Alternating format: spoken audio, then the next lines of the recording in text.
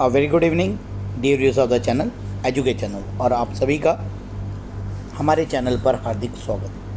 DHE Chandigarh willingness form की भरने की जो अंतिम तिथि थी वो ख़त्म हो चुकी है।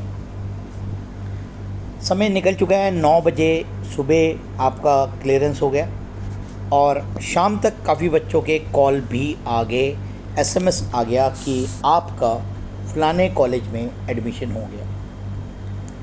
अब बच्चे ये सोचने में लग गए हैं कि क्या हमें ये कॉलेज लेना चाहिए या नहीं लेना चाहिए। वैकेंसी लिस्ट को भी चेक कर लेते हैं और अभी मेरा ये कह पाना कि आप ये कॉलेज रखें या ना रखें। कई बच्चे कह रहे जी सर DAV कॉलेज में सीटें पड़ी हैं, हमें तो ये कॉलेज मिल गया, तो क्या हमें क्या करना है, फ़ीस पे करनी कि नहीं पे करनी। मैंने फ़ीस का बिल्कुल आपको क्लियर बताया हुआ है। इस बार नोटिस में लिखा हुआ है कि जो फ़ीस है ये नॉन ट्रांसफरेबल है। अगर आपने फ़ीस पे कर दी तो अगली जगह भी आपको फ़ीस पे करनी पड़ेगी, आपके पैसे ब्लॉक हो जाएंगे। और फ़ीस जो है ये ब्लॉक का मतलब ये नहीं कि आपको वापस नहीं आएंगे, वापस आएंगे लेकिन हो सकता है 2 या 3 महीने बाद आए प्रोसेस के हिसाब से।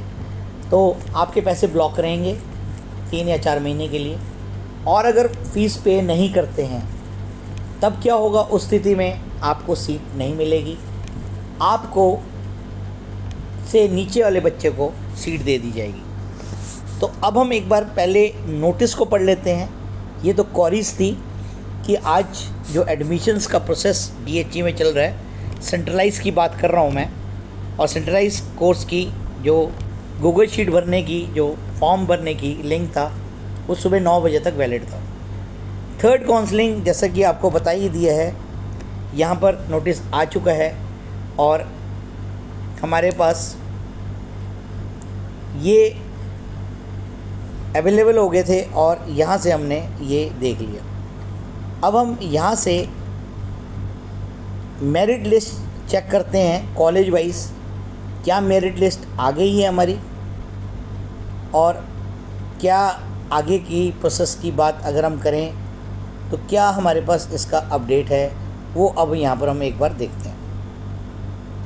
और यहाँ से हमने लास्ट डेट थी आज, और यहाँ से अब देख लेते हैं। ये तो थे हमारे फॉर्म्स भरने की बातचीत, और वैकेंसी लिस्ट चेक करते हैं कि क्या हमारे पास आई है या नहीं। तो एक बार मैंने यहाँ पर क्लिक किया, ये तो हमारा गूगल फॉर्म ही है। तो गूगल फॉर्म पे क्लिक करने पर हमारे पास फ़ीस वैकेंसी लिस्ट की बात नहीं आ रही है। तो मैं फिर से मेन मेन्यू पे आ जाता हूँ, और मेन मेन्यू में आकर हम चेक करते हैं, जैसे post graduate government college sector 11, इसमें हमारे पास सेंट्रलाइज की कितनी सीट्स वेकेंट है। तो ये आपको इसका जो स्टेटस है वो आपको कॉलेज वाइज चेक करनी पड़ेगी। तो ये सबसे पहले आप देख पा रहे हैं, मैं साथ साथ बताता भी रहूँगा और आपको उसके बाद फिर ऐड करके आपको पूरे का पूरा बताऊँगा विश्लेषण। तो सबसे पहले हम देख रहे हैं यहाँ पर post graduate government college sector 11। Sector 11 में सबसे पहले ये कंबाइन लिस्ट है हमारे पास BBA की, BCA की और BCom की सीटें हमारे पास कौन कौन सी पड़ी हैं। अगर हम टोटल सीट्स की बात करें तो यहाँ पर हमें टोटल करना पड़ेगा। तो जनरल UT पूल की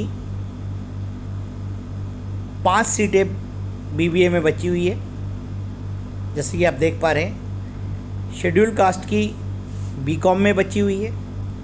डिफेंस कैटेगरी में BBA और BCA दोनों में बची है, BCom में नहीं है। फिज़िकली चैलेंज में 3 सीटें BBA की, 4 BCA की और 5 BCom की। फ्रीडम फाइटर में भी यही हाल है। और अब आउटसाइड पूल में जनरल कैटेगरी की सिर्फ बीबीए में 3 सीट्स हैं। तो टोटल अगर हम इनकी सीटों का मैं इसके बाद बता दूंगा आपको। तो यहाँ से आपने सीट्स चेक करनी है। अब अगली जो वीडियो रहेगी मैं टोटल्स इसके बताऊंगा। तो अभी हमने जैसे ये कॉलेज देखा, अब हम एक बार डीएवी कॉलेज का देख लेते हैं। डीएवी कॉलेज ने क्या डिक्लेयर की है अपनी सीटें, कितनी कितनी सीटें पड़ी हैं। अभी हम देखते हैं नोटिस में, देखते हैं क्या क्या सीटें हमारे पास पड़ी हैं। वैकेंसी की जो लिस्ट है, मैं नीचे स्क्रॉल कर रहा हूँ, अभी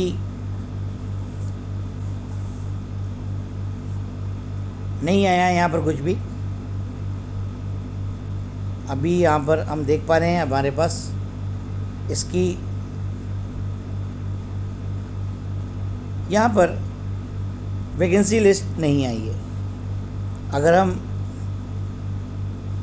एसडी कॉलेज देखते हैं, एसडी कॉलेज ने क्या डिक्लेयर की है। यहाँ पर एसडी कॉलेज की भी हमारे पास अपडेट नहीं दिख रही है यहाँ पर।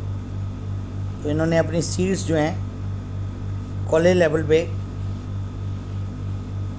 डिक्लेयर नहीं की है। वैसे तो डीएचई को अपनी सीट्स डिक्लेयर करवानी चाहिए थी। तो यहाँ पर हमारे को इसकी कॉलेज की भी, जैसे कि आप देख पा रहे हैं, सीट्स के बारे में नहीं पता लग रहा। एडमिशन में भी चेक कर लेते हैं। हमारे पास जो स्टेटस है एडमिशन का वो यहाँ पर हमारे को नहीं पता लग रहा। सिर्फ गवर्नमेंट कॉलेज की हमें दिखी है।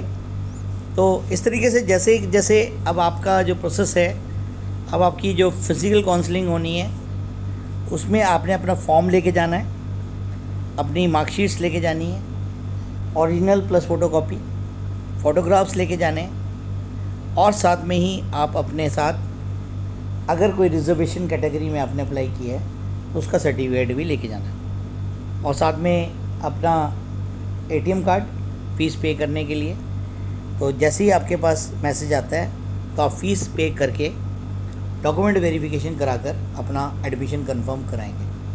और इसी के साथ ही आज ये वीडियो जो है यहीं पर क्लोज़ करते हैं। मैं गवर्नमेंट कॉलेजेस की स्टडी करके टोटल सीट्स का रुझान जो है वो मैं आपके साथ शेयर करूँगा। धन्यवाद के साथ ये वीडियो यहीं पर ही क्लोज़ करते हैं।